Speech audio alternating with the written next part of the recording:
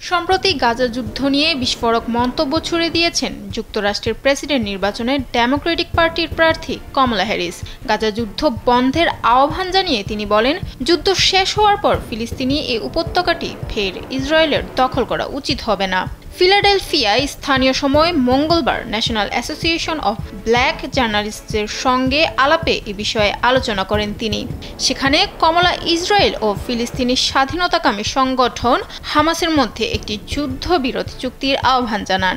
এ সময় ইসরায়েল ও ফিলিস্তিনিদের মধ্যে সংকট নিরসনে দ্বিরাষ্ট্রীয় সমাধানের কথাও জানান এই ডেমোক্রেটিক পার্টির প্রার্থী। মধ্যপ্রাচ্যে এমনভাবে স্থিতিশীলতা ফিরিয়ে আনতে হবে যেন ইরান ক্ষমতাশালী হয়ে ওঠার সুযোগ না পায়।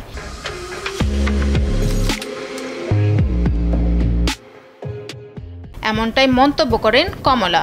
জানা যায় ৪৫ মিনিটের এই সাক্ষাৎকার কমলা শুরু করেছিলেন অর্থনীতির নানা বিষয় নিয়ে আলোচনা করে। তিনি জানান, যদি তিনি প্রেসিডেন্ট নির্বাচিত হন তবে আবাসন সরবরাহ বাড়াতে ব্যক্তি খাতের বিনিয়োগকারীদের সঙ্গে কাজ করবেন। মার্কিনীদের জন্য দ্রব্যমূল্য কমাতে আরও কাজ করা উচিত ছিল বলেও স্বীকার করেন তিনি।